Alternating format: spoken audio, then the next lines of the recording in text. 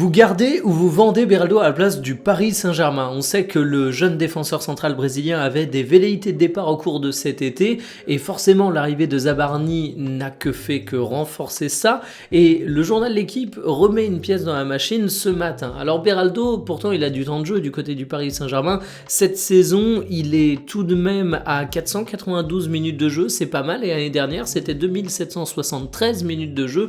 On peut quasiment désigner ça comme un titulaire bis. Le problème, c'est que Beraldo, il aimerait jouer les grands matchs de Ligue des Champions et forcément, quand le Paris Saint-Germain est au complet, eh bien, il n'a pas sa place et il débute pas les rencontres.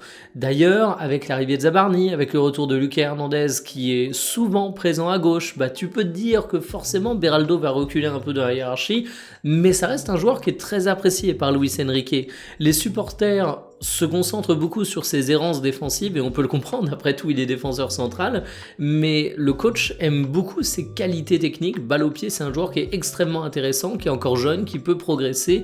Reste que s'il veut partir, tu vas pas le retenir de force.